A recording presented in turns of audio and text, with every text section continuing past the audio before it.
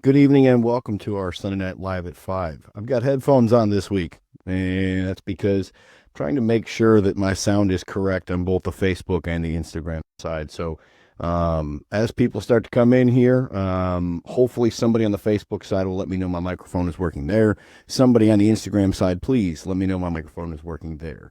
As always, we're going to talk about a great topic within the mental health area. This one today is something that I've actually had requested by quite a few people. How to communicate better in a relationship. Like, what are the big ones that we have mistakes on, and how do we fix those? Most of these aren't going to be very surprising to most of you. You're going to understand what these are pretty quickly, and you're going to recognize it. But not a lot of people know how to repair it if we've already done it. So if we've already made this mistake in a relationship, we don't know how to actually go back and fix it, number one.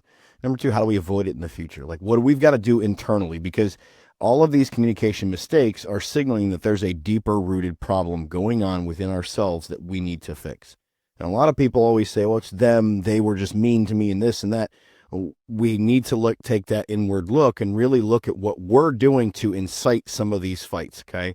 Because at the end of the day, all relationships are 100% built or broken within communication. It's those small moments over time. Relationships don't just fall apart immediately. Typically, it's a lack of communication that goes over a period of time and it causes problems. Or it's we are communicating, but we are only just fighting. We're coming from a place of defense and we're not coming from a place of trying to understand each other.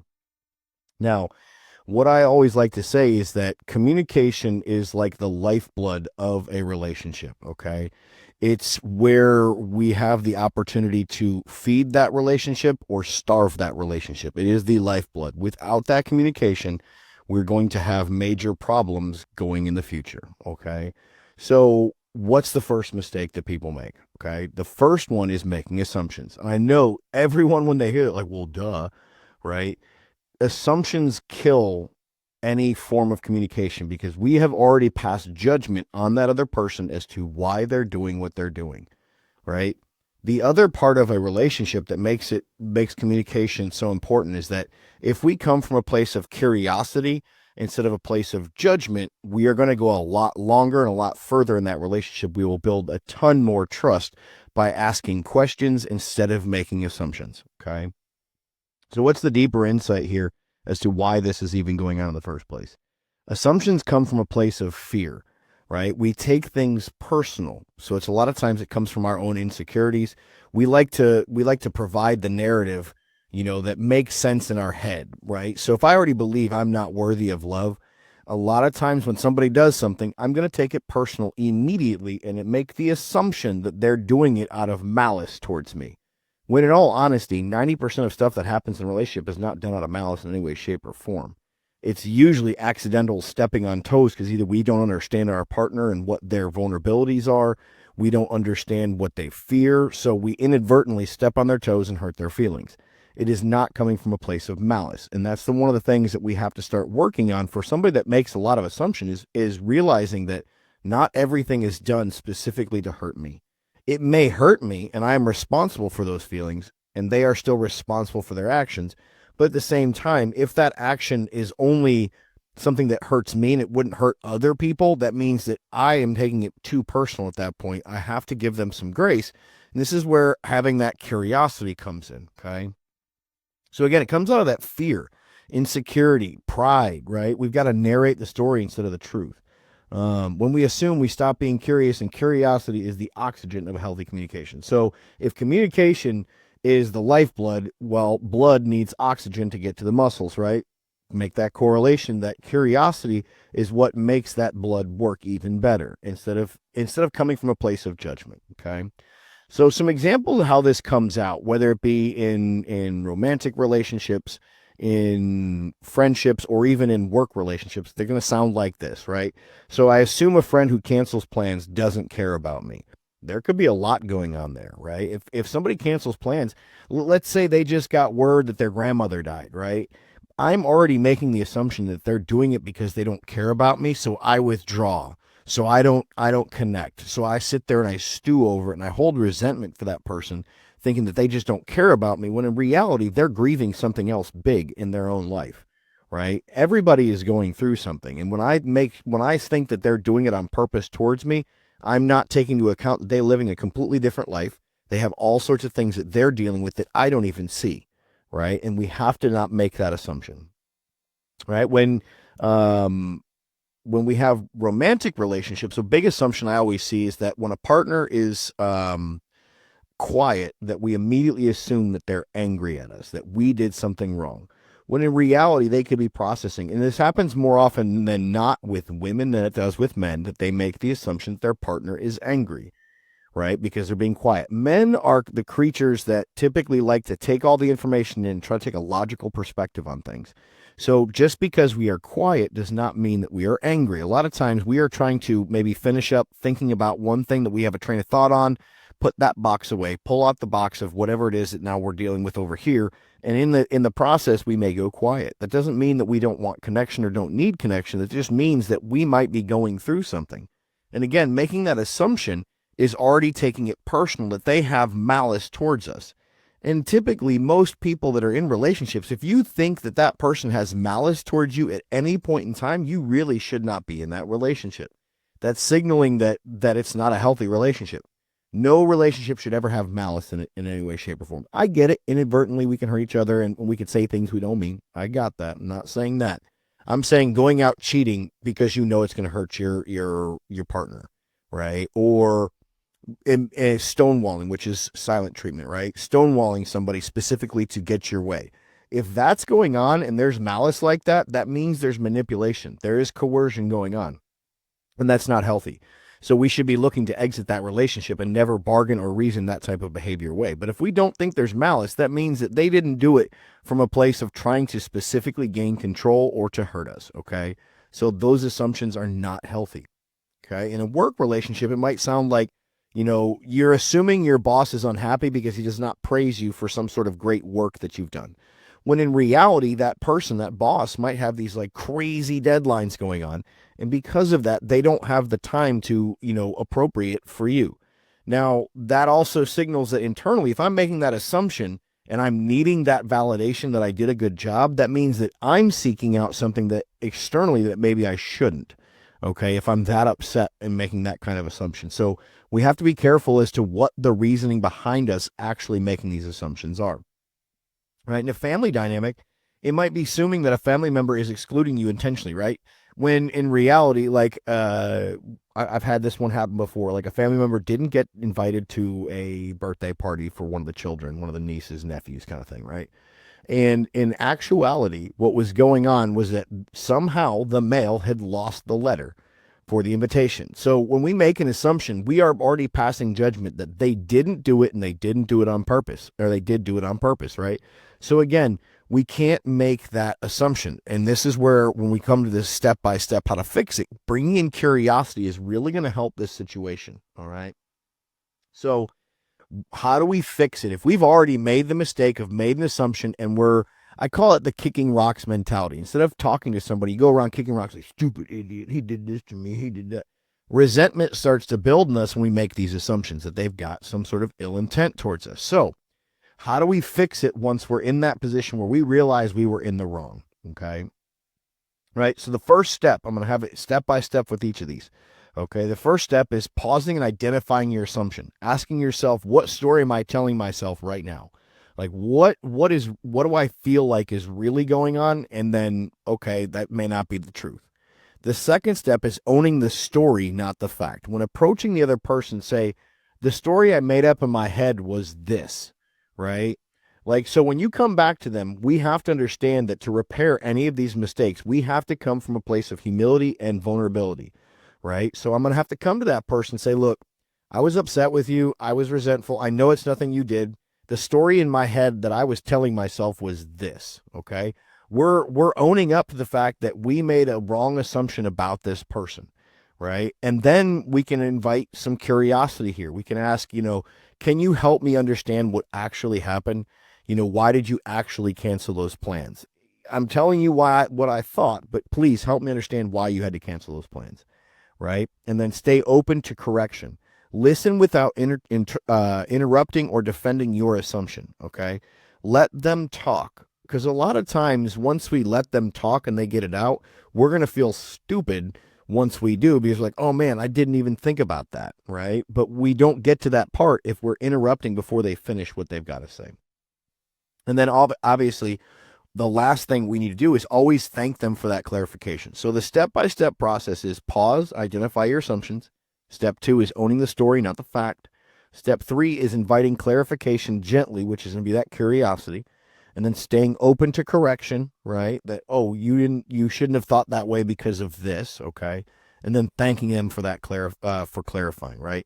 Even if it's uncomfortable, validate the connection you just rebuilt, right? A repair is something that we're trying to do because there is a divide and there is something in between us and that person.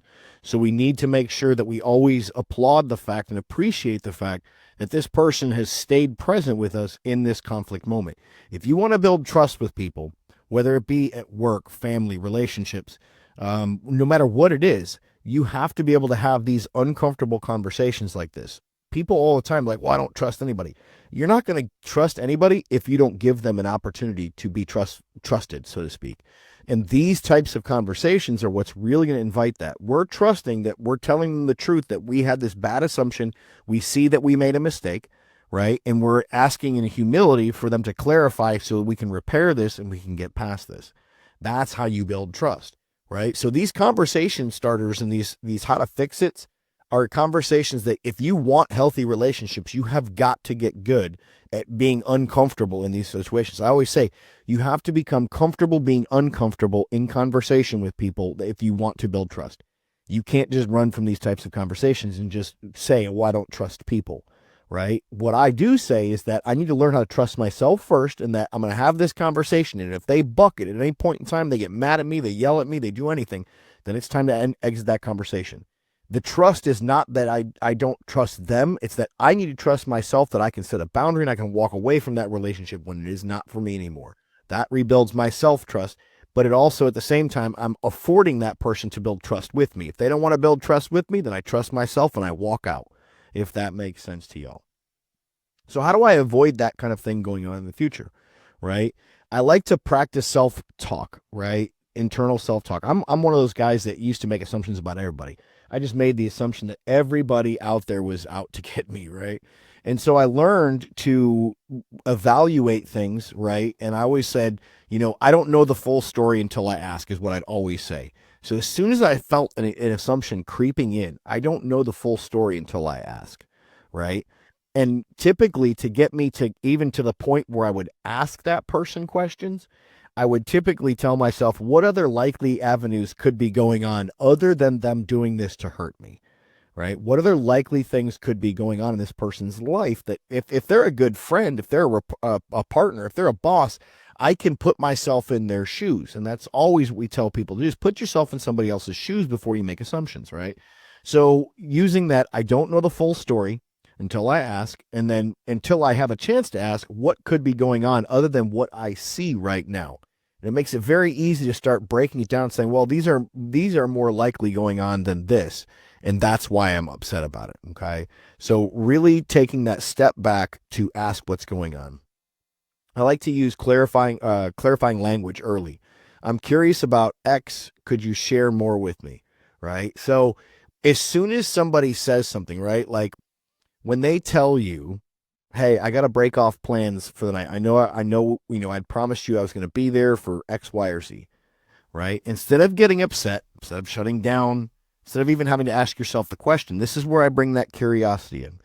I'm curious, what's the reasoning behind having to cancel this? This was really important to me that you were here for this, right? And especially when it's something important that somebody breaks plans, we always make the assumption it's because they don't want to be there. They don't like us. They don't care about us, right? But if I ask like, hey, what is it that's keeping you from being here? They could be saying like, oh, my son's in the hospital. Oh, this. We don't know what's going on, right? As to why. They're not necessarily obligated to tell us unless we ask them. But if we're feeling uncomfortable, we have an obligation to ask a question, not them having to always offer information. They're autonomous. They're their own life. They deserve that. If they don't want to talk about it, even they may not want to bring it up, We are obligated that if we're the one having the negative feeling, that we bring up that feeling. They are not obligated to tell us anything to keep our feelings in check. That's them trying to manage my feelings, and that's not a healthy thing. And for those of us that have been on the other side that over-explain when there's a problem, we expect everyone else to over-explain. That is not the case. We are obligated to ask questions if I feel uncomfortable. They are not obligated to give me more information just to suffice me to manage my emotions, if that makes sense. So that is the first communication error. Again, making assumptions. Give me a second while I drink some coffee here. So what is the next one in line? Okay. This one's a big one for a lot of people that have been in abusive relationships or anyone that suffers from anger issues as well. Speaking from reactivity instead of response. Okay. What's the deeper insight here? Reactivity is emotional impulsivity. So what's going on is our fears or whatever it is that we're dealing with, our fight or flight response is hijacking our prefrontal cortex and our ability to actually process through the information and speak clearly on what's going on in our lives. So it's survival mode of sorts. We've got to stop this from happening, right? Some examples of what this looks like: snapping during, somebody talking without hearing the full message, like interrupting them. It doesn't have to be snapping and like yelling or screaming, right? But stopping someone before they're done giving you a full message to defend yourself, right? That's reactivity. Raising your voice instantly whenever you're criticized. Bringing up unrelated past wounds during small arguments. Storming out of a conversation without resolution. Those are all signs of reactivity instead of response.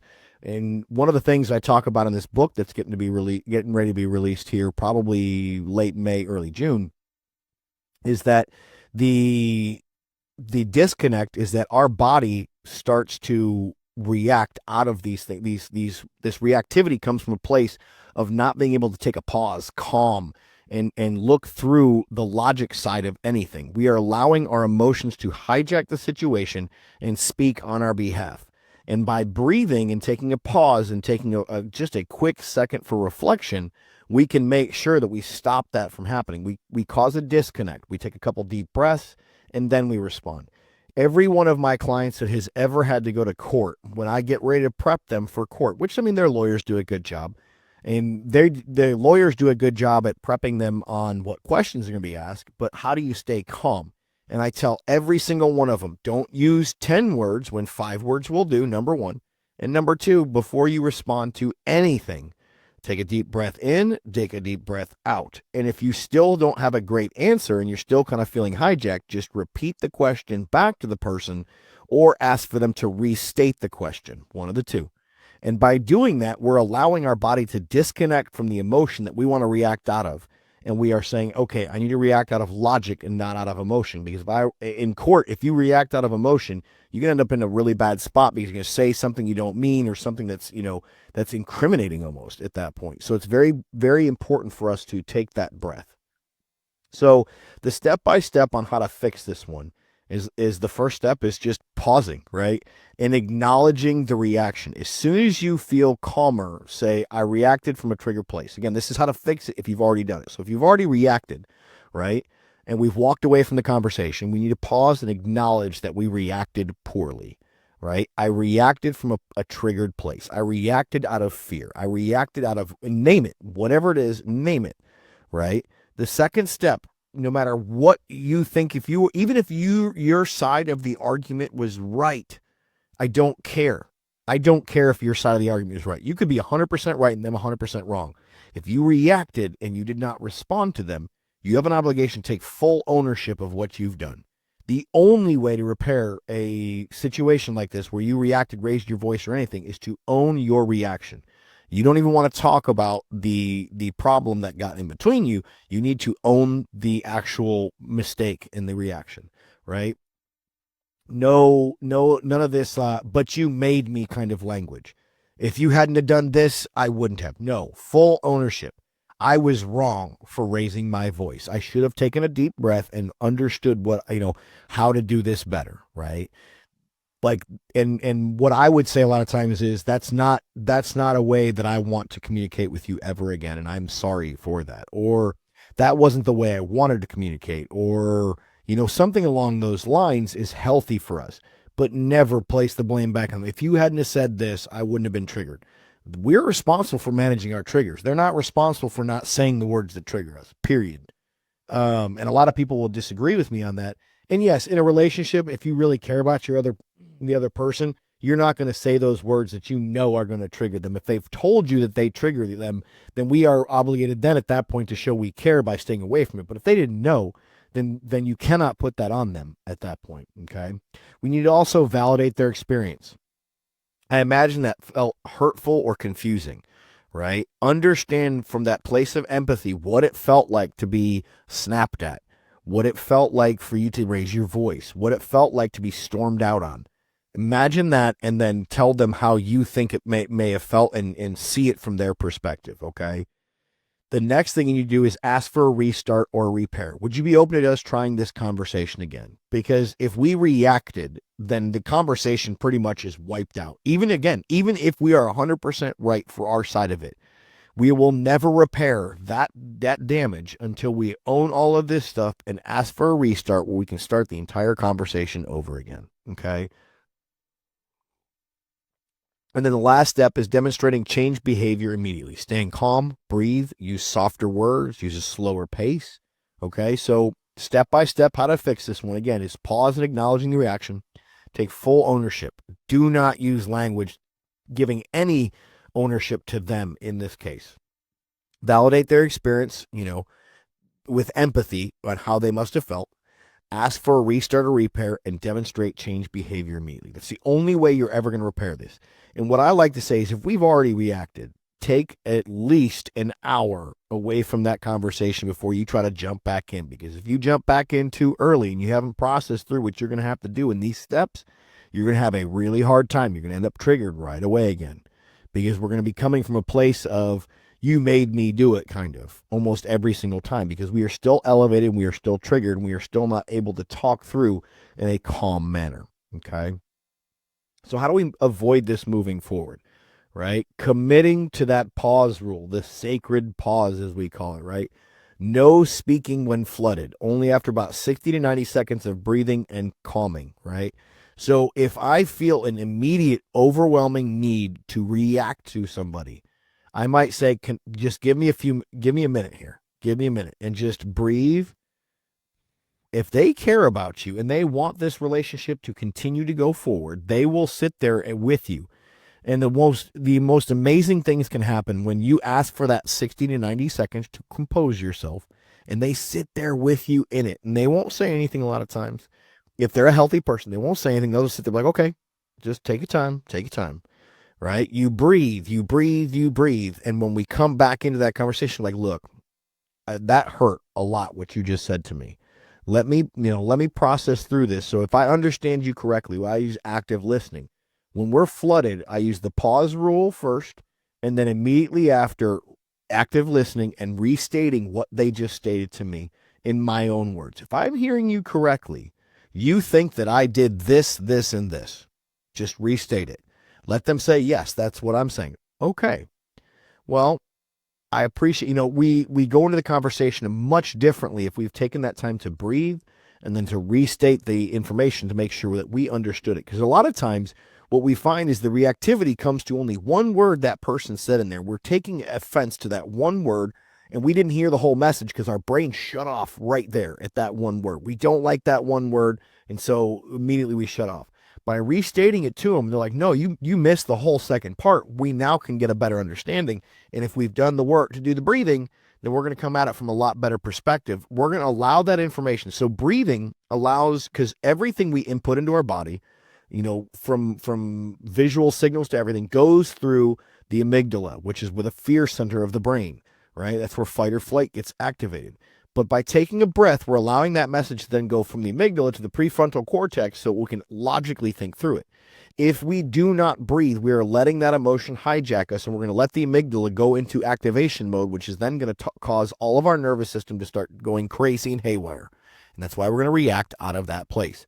So we've got to make sure that that pause isn't just pausing, it's breathing and calming our system down before we go forward. And then active listening gives us an even longer period of time to disconnect from that pain that we feel that has caused our amygdala to go into high alert.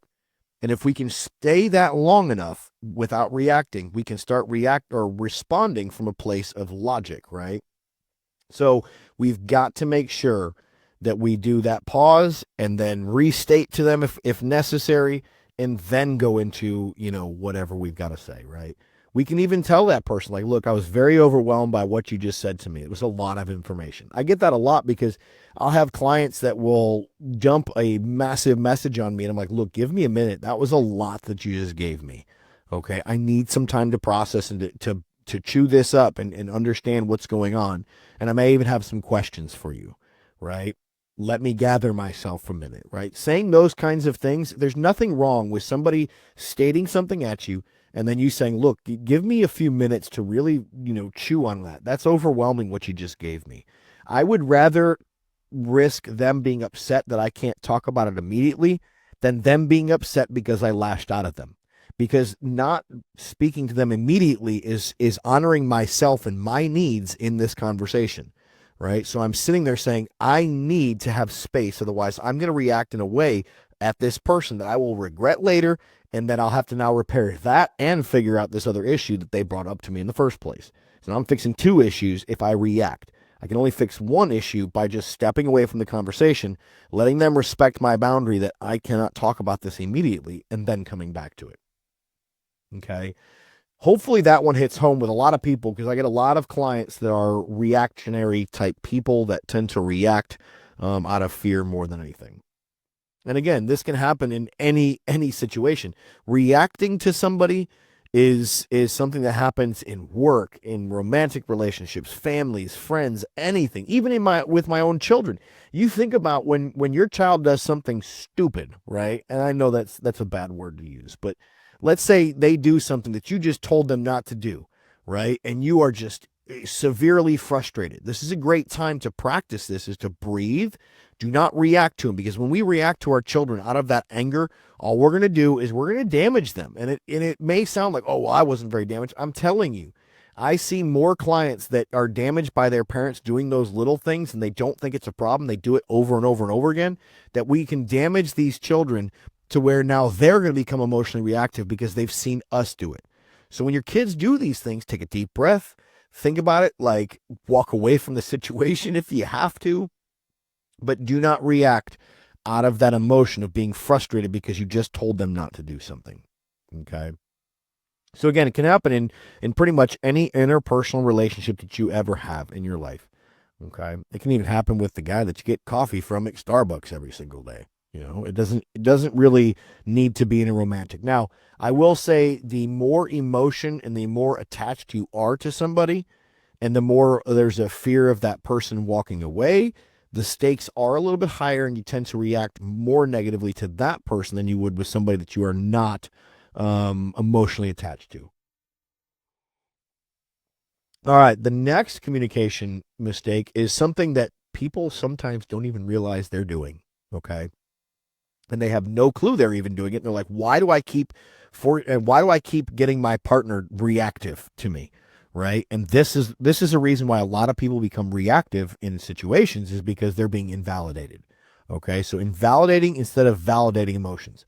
Okay. And everybody, I hear there's talk. There's a couple people on the internet that aren't even psychologists. They're just men talking, and they're coaches or whatever. And they say, it's not my job to validate all your emotions. You are required in a relationship to validate the other person's emotions. That doesn't mean you have to agree with them. And that's one thing that I want to make sure that we understand here, is that they can be hurt and you not agree with why they are hurt.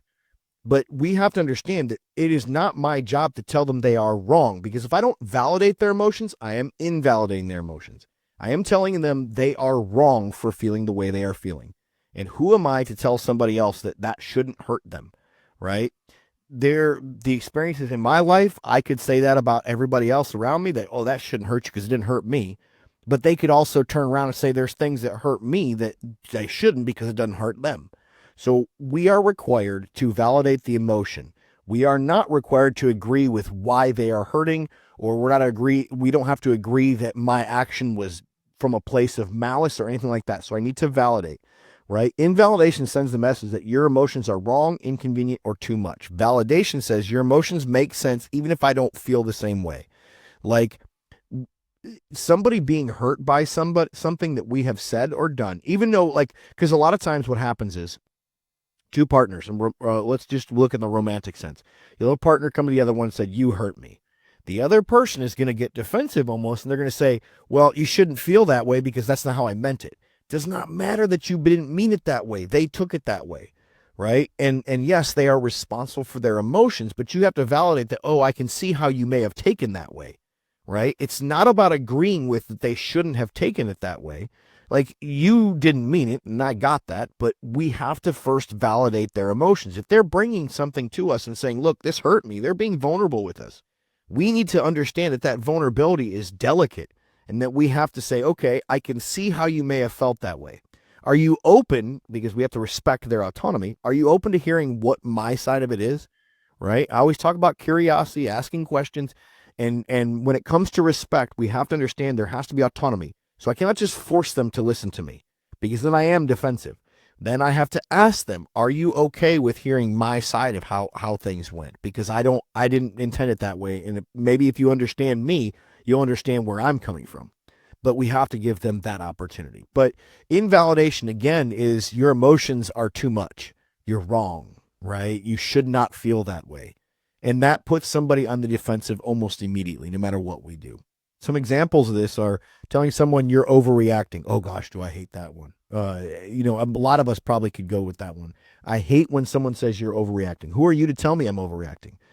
Are you in my brain? Do you know what I've been through in my life? Do you understand the things that I've seen? No, you don't. So you cannot tell me that I'm overreacting.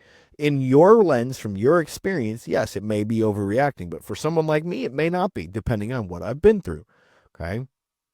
Offering immediate solutions instead of acknowledging feelings, right? So immediately saying, well, you should do this, well, you should do this, or I'm going to do this. We have to understand that if we've hurt somebody's feelings, we have to validate that they're hurt and then figure out solutions. If we acknowledge the feeling second, that we are basically saying they are invalid for feeling the way they're feeling. Downplaying someone's struggle by saying it's not that bad, right? Like, come on, it's not that bad. You should not be hurting that much over this. You shouldn't be this. We see this a lot in friendships, right?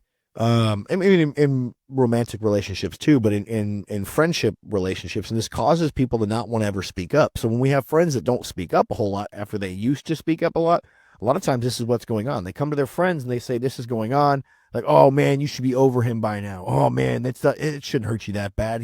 He's an asshole. So why do you even feel that way? We are invalidating that they're hurt. Again, we don't have to agree with how the depth of their hurt or why they're hurt. We just have to understand that they are hurting. That's it. That's all we are trying to say, is that validating someone's emotions is not validating that they are right or wrong. It's just saying, I see that you are in pain. 90% of the time, it's all somebody's actually asking for. They're not asking for solutions. For me, for example, in a relationship, if I bring up that I'm hurt, I'm actually not looking for anything to be solved. I don't care what your behavior is going forward a lot of times. Just validate the fact that you can see how I was hurt by it, right?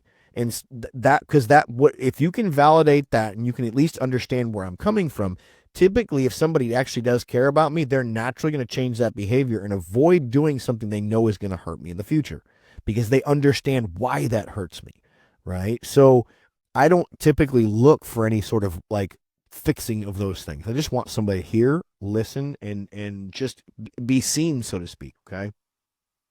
Another way people do this in validating is shifting the topic when someone shares hard emotions, right?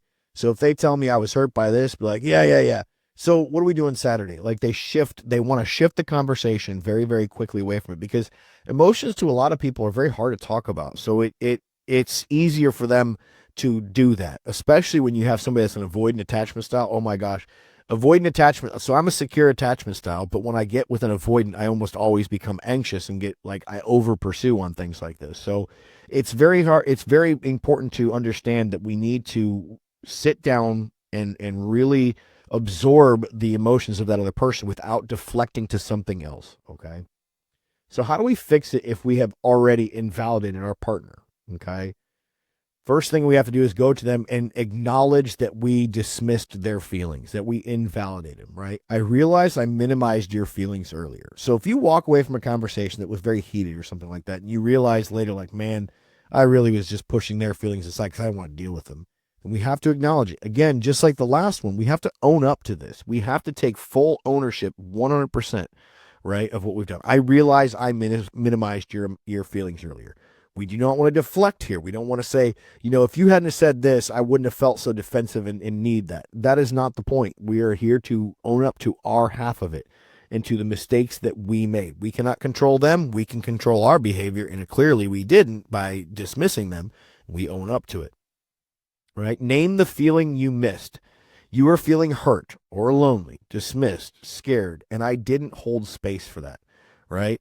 I can see that you were feeling hurt, and I missed it. I missed the ball on that one. I dropped it. I didn't catch those emotions that you were throwing at me, and I apologize for that, okay? So name the feeling you missed, so that way you can demonstrate that you understand what it was that hurt them. Number 3, you're going to offer validation without excuses. Your feelings are completely valid, even if I don't fully understand them at the time or didn't understand them at the time. And even if I don't agree with why you're hurt, I can see that you're hurt. I can see that you're going through something that is not good. And I get that. And I'm sorry that I dropped the ball on that. Okay. And then offer, support, right? Ask how you can support them. Would you like me to listen more? Is there something you need from me right now? Is there something in my behavior you need me to change that might be able to help the situation? Whatever it is. So again, step by step, you're going to acknowledge the dismissal, name the feeling that you've missed, offer validation without excuses, and ask how you can support them right now. Not in the future, in the right now. Okay. So this, I tell you, this one, a lot of people don't even realize they're dismissing someone's feelings because they just think they're in conversation with people. So when it comes to emotional intelligence, we talk about having empathy towards another person. As we increase our emotional intelligence, we increase our ability to have empathy. And empathy is the act of seeing how someone can be hurt, and empathizing meaning we feel it the same way they feel it. We have to put ourselves in their shoes. But a lot of people, they feel like they're being attacked. So immediately once they do that, their natural reaction is going to be to dismiss the other person's feelings, because if they're hurt, that means I was in the wrong. I don't want to admit that I was in the wrong because I don't want to look like I'm weak. So our natural defenses are going to invalidate somebody else. But we have to understand that in a relationship, if you want a healthy relationship, you're going to have to own up to any time you hurt somebody's feelings, even when you didn't mean to. I'll say it again. You have to own up to how you have hurt people's feelings in a relationship if you want that relationship to continue. If you don't, it will slowly erode. And again, just like we talked about at the beginning, right? Communication is what either builds or breaks that relationship. If you do not connect with that person when they're hurt, you are actually creating a divide. There are only 2 directions you can go from a conversation: closer or further away. You do not stay the same. You get closer, you get further away. So all of these conflict moments are a way to break or build that relationship. So we have to understand that if we are going from a place of defense to be right, we are never going to be right. We can be right, but it's going to be the cost of the relationship in the process, because we're not there to connect with that person at that point. Okay. So we have to own up to these things as we do them. So how do I avoid it going forward?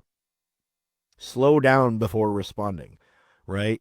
If our immediate reaction is to not talk about their feelings, then we have to do some internal work as to why I'm so avoidant of emotion. Why am I avoidant of those types of conversations? That's something you need to go to a therapist to talk about, but that's what's going on, is that I have some sort of fear of emotions. Like, is it because I feel uncomfortable? Is it because I don't like emotions? Is it because I can't express my own emotions? Typically, what I find in what I do is that people get avoidant of emotion when one of 2 things has happened. They have been vulnerable in the past and been hurt, or they do not have the language and the vernacular verbiage to be able to express what emotions they're feeling. A lot of times this comes when you ask somebody, what emotions do you know of? And they're like mad, sad, angry. Like that's really all they have, right? But there's 6 core emotions, and then there's a whole bunch of secondary emotions that go into each one of those. So if we don't have the language to express it, a lot of times we just shut down because we just don't have the emotional maturity to be able to say, this is how I'm feeling. This is what I feel. Like I feel disappointed. I feel disgusted. I feel this. I feel that. If we can't say how we feel, we're going to avoid it almost all the time. And it typically will end up invalidating the other person, because if they use a word, they're like, oh, I feel disgusted. If I don't even know what that word means because I can't really put my hands around it, then I'm going to invalidate them immediately because I don't want them to feel something that I don't even understand. Right. So sometimes we have to understand when somebody's invalidating us, it's because they don't have the emotional maturity to meet us where we're at on that emotion, because they just don't know how to talk about it. Right. So slow down before responding is the first thing. Then use phrases at these phrases as the default. That makes sense. Even if it doesn't make sense, just state it. I know that sounds crazy. I can see why you feel that way, right? I can totally understand why you feel that way, even if we don't, right? Because what'll happen is they'll start to open up more, and we've now connected in a way that says, I care about your feelings. Now let's talk about it some more. This is where I say curiosity goes a long way, right? So slowing down, using those phrases, realizing that validation doesn't fix it, it connects it. So we validated. Now we can ask for that curiosity part. We say, can we talk about this some more? Can you explain it a little more in depth? Like, and maybe we understand part of why they're feeling that way, but not another part. So we can ask for clarification in the area that we don't understand. Whatever the case may be, getting curious right here is the oxygen to that lifeblood of communication. We have got to get better at being curious on things and asking questions. Okay. All right. So moving on to the next one here, because I want to make sure we got enough time to get to all 5 of these. This one is a big one, especially with men. Men do this more than women. They almost always do this more than women. Keeping score instead of addressing issues early, right? The deeper insight here is when we store frustrations instead of voicing them, resentment multiplies quietly and bursts loudly. Okay, I'm going to state that again. When we store frustrations instead of voicing them, also known as resentment, resentment multiplies quietly and bursts loudly. Okay, so some examples of this is stacking minor offenses and exploding during a minor disagreement. And typically, what's interesting is that we will explode all of these resentments on an argument that has nothing to do with those resentments. It's a way of getting the other person to back down off of theirs. Like, well, yeah, well, you can be mad at that all you want. I've shut my mouth about all these other things that you have done, right? We use it as this like tool to control and manipulate, right? So that keeping score is not healthy. All right. What's another example? Well, keeping mental tallies of everything you do for someone and resenting them silently. This is the opposite, right? You're keeping score saying, well, I did this and I did this and I did this and I did this and you didn't do anything, right? Well, sometimes that person may not have the mental capacity to be able to show up for you the way you want. But if you're sitting there taking a tally, you're not going to get anywhere very fast, right? It's okay to bring up things that you've done if they don't necessarily appreciate them or haven't appreciated them or maybe not even seen them. It's okay to do that. But when you get it and it's used as a tool to exploit the other person, you're manipulating, you're controlling them. You want them to appreciate you, then you have to voice that I would like some appreciation for what I've done. But it's harder to do that because we think that makes you look weak. But in actuality, all of these things that we hold inside and don't communicate make you weaker than the person that's strong enough to say, "You hurt my feelings." I'm not mad at you over it. You hurt my feelings. There's more strength there than the person sucking that up and not talking about it. It takes more emotional intelligence to talk about it. It takes more guts to talk about it, courage, all that stuff. To be vulnerable and say, you've hurt my feelings. So keeping score is not a healthy thing at all. Another example is bringing up old related hurts in every argument. Oh, yeah, well, you do this, okay? That's keeping score. That's trying to say, well, I hurt you. Okay, well, you hurt me a lot of times too. That's not ever going to fix it. Again, every type of conflict like that is a chance to connect with our partner or disconnect from our partner. And if we see it as a reason to bring up things from our past that we have hurt over and maybe not even said anything about, that is us forcibly trying to disconnect in an attempt to get them to back down from their thing to stay connected. What's really going on there is that I'm going to throw all of my stuff that you've done to get you to back down off of your stuff that you're upset about so that we stay connected. In actuality, all it does is cause a disconnect. So we have to understand that every conversation is a chance to connect or disconnect. And if we keep score, we are going to guarantee that we are disconnecting from that person instead of doing what we think we're doing by doing that. and trying to connect, we're not. We are under obligation if when we feel these things to bring them up, not wait until an explosion moment where we get to use them against that person. It means we're saving bullets to be able to use and shoot at them. That's not a good idea. That typically is a sign of malice. Not always. A lot of times these things is keeping score is just that's how they've related in relationships and they don't understand. Right? Another way of keeping score, okay, and this one a lot of people don't realize they're doing. Using the words always or never type language, the all or nothing. That is keeping score. If you can honestly say they always do this or they never do that, that means in your brain you are tabulating on a regular basis. One, it's almost never the case. I have yet to see anything where it's always one way and never that way. Ever. I have never seen that. So to use that language means that you're puffing your chest out in an attempt to make your side of the story stronger. And that's not a healthy way to do. We're literally trying to inflate or embellish our side of the story by using you always and you never. And by doing that, our brain is saying, I'm keeping score that you never did this or that you always do this. We're keeping score. It's not a healthy way to do things. So how do we fix that if we've already damaged a relationship this way? Well, the first thing is confess the hidden resentment, right? So go to that person and say, I realize I've been holding things in instead of speaking up, and that is on me. Again, that ownership.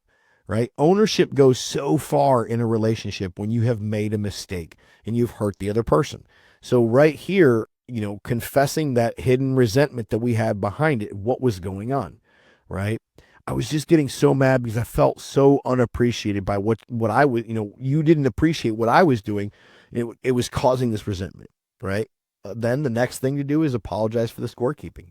It's not fair to judge you by the things I never gave you the chance to address. Right? It's what I always talk about is, and this is kind of like assumptions essentially.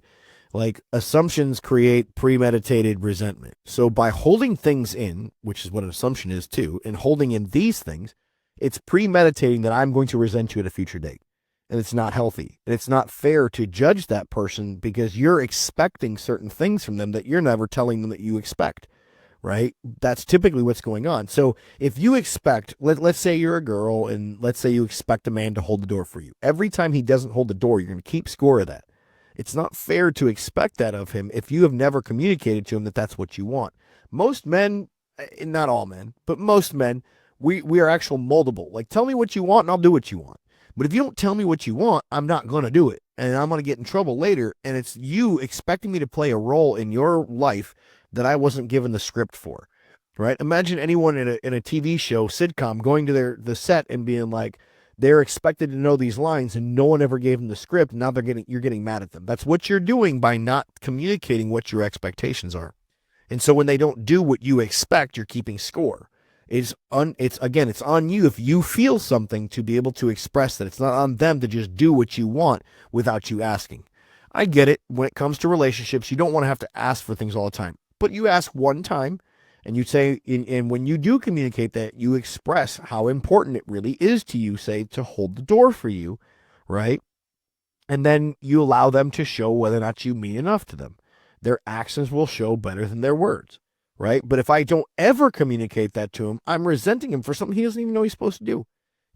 Everybody in this world grows up in different ways. So if they don't understand their behavior is hurting you because you never spoke up, they may have grown up where that wasn't a problem in their family dynamic. And so they don't understand why it hurts you. So if you don't speak up and tell him, then you can't hold him accountable for that at that point. So it's extremely important that we understand that we don't hold things in and that we express these things out to people. Otherwise, they're not going to understand how to treat us better. Okay. So again, confess the hidden in resentment, apologize for the scorekeeping. Address one issue at a time. Start with the most current or relevant hurt, not the whole backlog, right? We can just start with one thing and we work at one thing at a time. Typically what I say is whatever it is that they have done. So let's break it down, all the different things into like different categories of what this shows that you don't respect me. Here are 3 things that we can do that backlog, but we address one at a time. You did this, and that showed me that you disrespect me. And I wasn't very happy. And it speaks to other things that you've done, but let's just address this one. Okay. Then set new communication agreements. Can we agree to bring up our concerns sooner moving forward? when I have coached a couple couples in my coaching, one of the things I work with them on is a weekly check-in for this kinds of things. So if we're keeping score, if we don't let go longer than a week, typically we have space, and by doing a weekly meeting, say on a Sunday, to sit down and go through all of our issues and concerns we have with each other, it allows us the time to that. If it happened on a Wednesday and it wasn't appropriate to talk about it because we were both busy, it allows us time on Sunday to come back to that. So for us to compartmentalize and say, well, I've got time. I'll be able to talk to him on Sunday about it. So that's the new communication agreement. Or we can say, look, we're gonna have this, every single day, every single evening, every single morning. We'll have a cup of coffee together. We'll bring up issues, whatever is working for you, and whatever that couple comes up with is extremely healthy to have that new communication agreement. Okay, so again, confessing the hidden resentment, apologizing for scorekeeping, addressing one issue at a time, setting new communication agreements going forward. Right? Now, how do I avoid this going in the future? Well, I use a 48-hour rule. If something bothers you longer than 48 hours, bring it up. Let me state that again. If something bothers you longer than 48 hours, bring it up. So a lot of people always worry. They're like, well, when do I bring it up? Immediately when it happens, if it's something that is a very strong boundary of yours, yes, you bring it up immediately. If not, sit on it for 48 hours. Tell me how you feel after 48 hours. A lot of times most people will go 48 hours like, it's not that big of a deal. Now, if it becomes a problem where you keep having them do the same thing over and over again, this is where you don't keep score. So on the first time, after 48 hours, it's not really bothering you. But then 3 days later, he does it again or she does it again. Then we go ahead and we wait about 24 hours and we bring it up. What I always tell people is when I do, in the day and the moment that it happens, wait 24 hours before we bring it up. Just let them go, because if I do that, I'm going to be in a logical place. I'm automatically not going to come from a place of reacting, not responding. But if I try to hit it right in the moment, typically going to react to them. I'm going to put them on the defensive immediately because I'm going to finger pointing that you did this. But if I wait 24 hours minimum before I bring it up, gives me a chance to say, I feel, and come up with I feel statements. I feel this way. Because that's usually the quickest way around all these conflicts, is to not ever point a finger and just say, I feel hurt. I feel sad. I feel disappointed. I feel let down. Whatever it is, you can state it there in an I feel statement. If you've waited 24 hours, you can process through, come up with a good way to openly state this to somebody. And if you don't know how to do that, then you reach out to somebody that's a little bit more emotionally intelligent than you, or whatever you want to call it, and you ask them. This is when you book a session with a coach. You book a session with a therapist. Say, look, I need you to talk me through this so that way I can get better at communicating. But don't just go into that conversation just waiting the 24 hours, not having a plan of what you want to say, and then making sure that what you want to say is a healthy thing. You can go to other friends to bounce those off of, but it's typically not a good idea because they're emotionally invested in you and they're going to be like, yeah, screw that guy. And then you end up with a bad conversation piece anyways. All right. So now moving on to number 5. This is a big one. This is a very, very big one. Listening to defend, not listening to understand. Or as some people say, listening to respond instead of listening to understand sometimes too. Defensiveness kills connection. When you listen only to protect yourself, you lose the opportunity to build real intimacy. And defensiveness is actually a massive way of invalidating the other person. By defending your place, you're telling them that they are wrong for feeling the way they are feeling because of how you didn't intend it. Because defensiveness typically comes from a place of trying to defend your intentions, not the action that actually hurt them. Okay. And at the end of the day, I use the analogy of the coffee cup. Okay. If I have a hot coffee cup and I'm standing here and someone runs into me and I spill that hot cup of coffee on me, and I say, hey man, you hurt me with the cup of coffee. Like you shouldn't be hurt because I didn't mean to run into you. Yes, you did not mean to run into me, but you did. You ran into me and now I am hurt. It's not my responsibility. It's my responsibility to clean up the mess and to do that. But you can also apologize for where you have run into me, right? Defensive is exactly that. It's telling the other person that they should not be hurting because you didn't intend it. So we've got to be very, very careful here. So some examples of what this sounds like is jumping in mid-sentence to argue or correct somebody. No, that's not what happened. That kind of thing. Thinking it's not true instead of tell me more when receiving feedback, right? So jumping in is the biggest one for me. when I see people do this, like they're gonna be like, no, that's not true. That's not what happened. Like, let them finish, right? We don't have to agree with it. We can let them state their piece. We can literally just say, I don't agree with your assessment of what happened. This is how it happened in my mind. Because in all honesty, it may not have happened that way, but in their mind, it may have. And if we look for a curiosity and we just say, look, like this is how it looked to me, they may be like, oh my gosh, you're right. It is. But if we're jumping to defend, now we're going to put them on the defensive and they're going to double down. They're going to get more defensive. No, that is what happened. And it's just going to snowball into worse situation. Defensiveness usually brings out defensive in the other person. And that's where we end up in these like stalemates. And typically as defense gets worse and worse during an argument like this is where we end up saying things that we don't mean, because when we come from a place of defense, we are feeling weak, and what we're wanting to do is make our side make it more important than the other person's side. So what we do a lot of times is defend from the always and never kind of thing, and we try to say mean things that put ourselves as a more important person, as more in charge, so to speak, and it never ends well. That's why defensiveness is one of the big things we've really got to watch out for and stop doing. Another way that we can defend ourselves is apologizing, but immediately adding something, well, you did that too. You did this too, or you did that too. That is not a good way to do. So an apology needs to be pure in that we just apologize for our stuff, right? Never bringing it back up. Now, we could wait a couple days. We could say, you've hurt me. If we've apologized for it, but we know that they do it, give them their moment, right? Let them deal with it, and then come back to it a couple days later and say, well, after that fight, I was thinking, and I realized that, a lot of times you do that same thing, and I worry that, I'm being held to a different standard than you're being held to. Again, I won't know that, though. If I, in the moment of trying doing that, I'm being defensive. I'm going to immediately, oh, you do it too. It's not going to go anywhere. You need to take a step back, wait 24 hours, 48 hours, and then bring it up, and bring it up from a place of curiosity. Like, wow, that I don't know, maybe you don't even realize you're doing it, but you're doing that same thing to me. And I'm worried that I'm being held to a different standard. It's a more curiosity approach, right? It's very, very good to kind of get that to go away. Right. Another example of listening to defend is when you feel attacked, even when someone is vulnerable, sharing their pain with you. If they're sharing their pain with you and you feel like you're being attacked, that's signaling an internal problem with you that you need to fix. You need to know why that is making you feel attacked. What is it about, your past that makes you feel attacked when anyone brings up that they're hurt by your actions, right? Is it a pride thing because you didn't intend it? What is the real case here? Do you feel like you're being criticized as a bad person and you're feeling you're shamed for it? What is it? And get to the bottom of your core before you try to fix that issue, okay? Now, how do we fix it if we've already done this? Well, number one is acknowledging the defensive reaction. If you notice in all of these, it's acknowledging that's what's going on, acknowledging and naming. But again, that step-by-step how to fix all these is naming it and talking to that person when we acknowledge it. So I noticed I got defensive just now, okay? So immediately owning up to it. Notice I got defensive. And then we're going to own the fear or shame, right? It's hard for me to hear that without feeling attacked, but I know you're trying to share, not blame.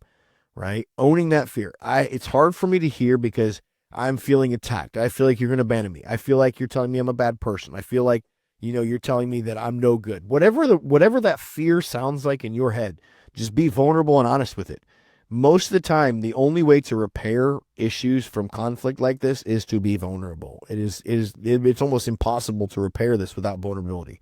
Because to build trust, you need vulnerability. You need to be openly vulnerable with somebody and them not run before you're going to trust that they can hear your vulnerabilities. Okay, so acknowledging the defensive reaction, owning your fear or shame, then shifting back to curiosity. Can you help me understand what you're feeling? Can you tell me why that, if they are telling us that we did something wrong, can you tell me why that action hurt you specifically? It's like, there's something in the past that causes that. And we can even say, like, from my experience, I don't get hurt by that. So I don't really understand how you're hurt by it. So please help me understand. Give me some more info. Okay. So that shifting back to curiosity. Then number 4, we're going to reflect before responding.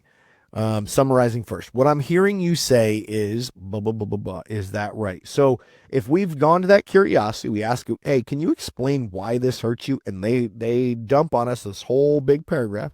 Then we're going to paraphrase that, and we're going to do our active listening and say, what I'm hearing you say is this, Is that correct? And then allowing them to explain even more. Because a lot of times you're going to find that when you do that reflection and what I'm hearing you say, and you repeat it back to them, there is going to be something that you didn't understand 100% right almost every time. I have yet to find a single case where you could be like that every single time you communicate, that you understand and you're able to repeat it back exactly. So what we do is we paraphrase it, we let them do it, and then we that's the start of a great conversation to repair it without defensiveness at this point. And that's the starting point. That's how we repair it. So how do we avoid it in the future? Right? So as soon as you feel defensiveness, you should 90% of the time, you're going to feel a nervous system response of some sort, right? We're going to feel it. You're going to have an increased heart rate. You're going to have, you're going to feel your blood pressure increase. You might feel your stomach gurgling, whatever the case may be. You might get hands get sweaty. Immediately, you're going to breathe when you feel that defensiveness starting to rise in you, okay? You're going to also then listen for the emotion underneath the words, not just the content, right? So when they do stuff, what's going on, and they say what's happening to them and how they're hurt, and you start to feel the defensiveness come in you, what emotion? Are you fearing an abandonment? Are you feeling rejection? Are you feeling like they're going to tell you you're no good? Are you feeling whatever it is you're feeling? Name that emotion and listen for it, okay? And then repeat back before offering any defense or explanation. So again, the sacred pause, right? Breathing, listening for what you're feeling, and then repeating back to them in an active listening state. So you can see at the end of how to repair it, we talk about curiosity and reflecting before responding with the active listening quote. Same thing here. To avoid the entirety to begin with, when you feel the defensiveness, which you have to recognize, you have to have that self-awareness enough to say, I feel this rising in me, to then take the step back and then repeat back what they said to you so that way you can understand it. Because a lot of times, too, what may feel like an attack, like you're going to state it back to them and they're like, oh my gosh, it feels, I can see how you might feel attacked from that. I'm sorry, let me rephrase that real quick. But they won't know that and how they sound until you have reflected back to them. So it's our responsibility as the receiver of communication to make sure that we understand the message by doing that active listening. That's the quickest way to stop that from happening. Okay. So that's all I got for you guys today. Hopefully these 5 areas are going to help you have better conversations. Because again, I talk about it all the time. The only way to build trust is to have these hard conversations and see how they respond. And the trust is that if they do act well and they do accept your conversation well, and you guys do actually get somewhere, you've built trust. If they show that they do not have the emotional intelligence or maturity to have that conversation, that should be you trusting yourself to walk away from that conversation, from that person, potentially even saying this relationship, friendship is not for me, or telling that person, we're going to avoid this type of situation in the future by not even interacting on a personal level, whatever the case may be. But a boundary has to be set. If you open up in an attempt to show them that you want to be vulnerable with them with an issue and they take it the wrong way and they don't want to have the hard conversation, that relationship is probably not for us, or we have to set a boundary that we have limits now what that relationship can be. Okay. But again, that's all I got for you guys today. Hopefully you have a great end of your weekend. Man, signs of summer are everywhere. There are kids out playing on the streets. I can still hear them. Even I got headphones on. I can hear the kids playing in the street right now. It's awesome. I love my neighborhood for that reason. The kids are always out, always having a great time. And it reminds me of summer as a kid for me. But other than that, hopefully you guys enjoy the rest of your weekend. As always, stay safe, keep the faith, and never let them grind you down. Thanks, guys.